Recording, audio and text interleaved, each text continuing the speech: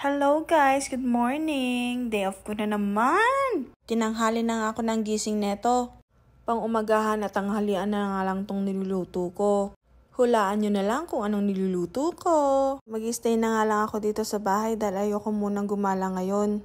Ito nga ang niluluto ko first time ko nga ang gagawin. 8 years pala ako sa Macau bago ako pumunta dito sa Canada. Hindi pa nga ako makapaniwala na nandito na ako sa Canada. Naikwento ko lang naman. Sa mga nagtatanong po pala kung saan po ako nag-apply, ilalagay ko na lang po yung page nila sa baba. Naka-attach na nga yung asawa ko nung nag-apply ako. Malay nyo, sa next vlog ko, kasama ko na siya.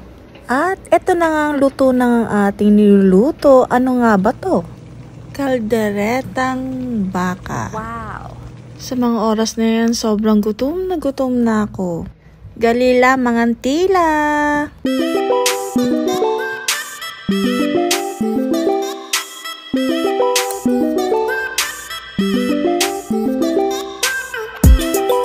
Pagkatapos natin kumain, ayan, naisipan ko nga maglinis ng kwarto.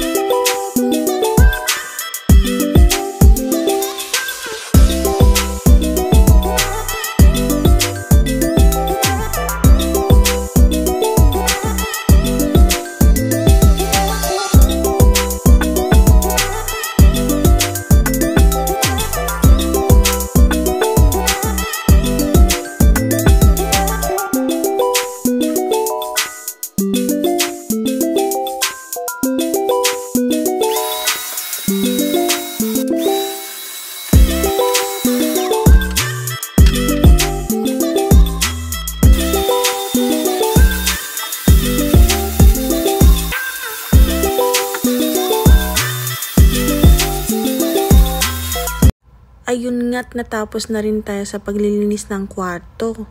Naisipan ko na nga maligo para makapagpahinga na nga dahil bukas trabaho na naman. Uy, baka hindi ka pa nakafollow sa aking page, paki-follow ha. See you in my next vlog. Hanggang sa muli, paalam!